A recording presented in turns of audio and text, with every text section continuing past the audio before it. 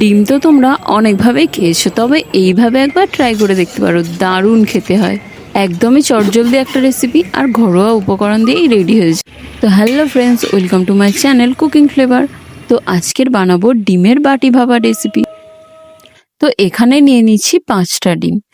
আর আমার মতো যাদের রান্নার চ্যানেল আছে, রান্না করতে করতে ভিডিও করো, তারা খুব ভালোভাবেই জানো ভিডিও আর রান্না এই দুটো একসাথে করতে গিয়ে আমরা অনেক সময় রান্নাতে অনেক ভুল করে থাকি।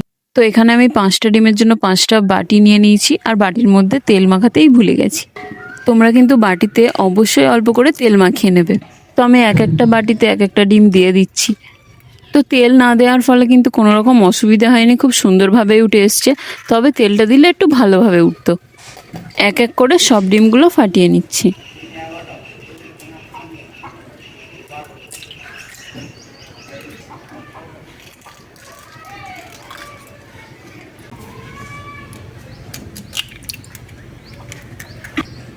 এবার সব ডিমগুলোর মধ্যে অল্প অল্প করে লবণ ছড়িয়ে দেব।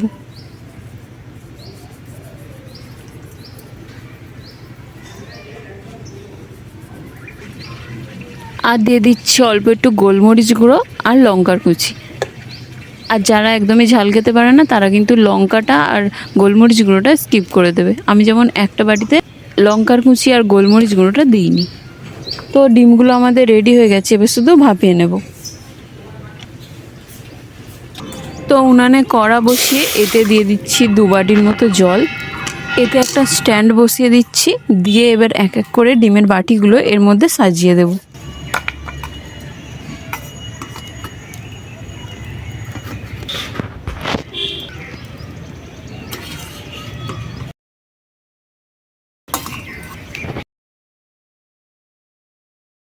এবার এটা ঢাকা চাপা দিয়ে দেবো, আর 5 মিনিট পর ঢাকা খুলে নেব।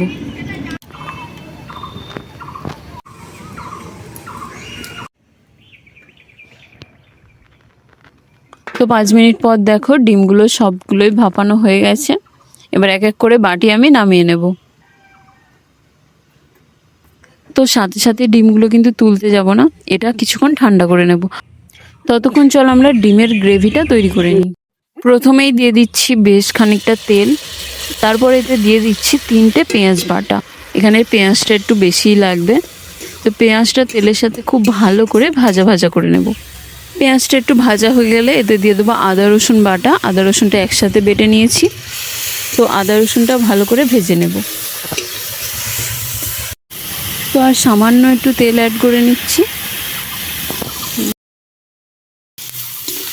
আদা রসুন আর পেঁয়াজটা খুব ভালো করে কষিয়ে নেব। এবার এর মধ্যে দিয়ে দেবো একটা বড় সাইজের টমেটো বাটা। দিয়ে দিচ্ছি স্বাদ মতো লবণ। এবার টমেটোটা খুব ভালো করে কষিয়ে নেবো যতক্ষণ না তেল ছেড়ে দিচ্ছে। তো দেখো তেল ছাড়তে শুরু করে দিয়েছে। এবার এতে দিয়ে দিচ্ছি রেগুলার মশলা, হলুদ গুঁড়ো, কাশ্মীরি রেড চিলি পাউডার, জিরে গুঁড়ো আর গরম মশলার গুঁড়ো। আর খুব সামান্য একটু জল দিয়ে মশলাটাও ভালো করে কষিয়ে নেব। মশলাটা দেখো খুব সুন্দরভাবে কষানো হয়ে গেছে, কড়ার গা থেকে ছেড়ে দিচ্ছে। এবার এর মধ্যে জল দিয়ে দেবো। এই রান্নাটা খুব বেশি ঝোলঝোল হবে না, একটু গ্রেভি গ্রেভি টাইপের হবে। এখানে মোট 1 বাটি 1.5 বাটির মতো জল দিয়ে দিচ্ছি।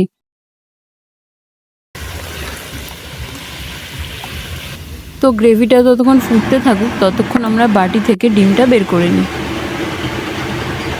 একটা চামচের সাহায্যে ডিমটা চারি সাইড থেকে ছাড়িয়ে নেব।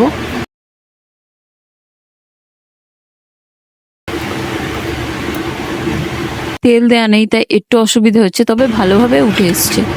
তেলটা দেয়া থাকলে এই যে বাটির মধ্যে লেগে আছে এটা লেগে থাকবে না, খুব ভালোভাবে উঠে আসবে।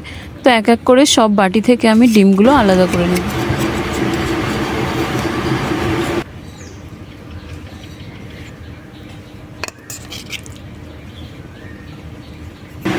আর এই ডিমটা দেখো পুরো স্বাদ, এর মধ্যে কোনো লঙ্কার কুচি আর গোলমরিচগুলো দেওয়া ছিল না।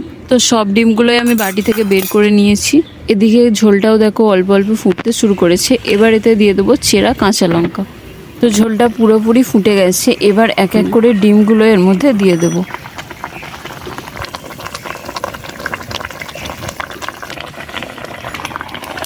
আর ওপর থেকে ছড়িয়ে দিচ্ছি ধনেপাতা কুচি।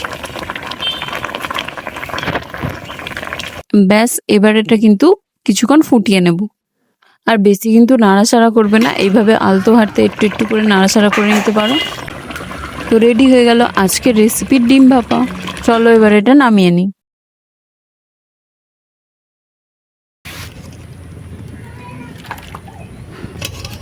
দেখো এটা কত সুন্দর দেখতে হয়েছে, তো ভীষণই টেস্টি হয়। আমার তো এই রেসিপিটা দারুণ লাগে।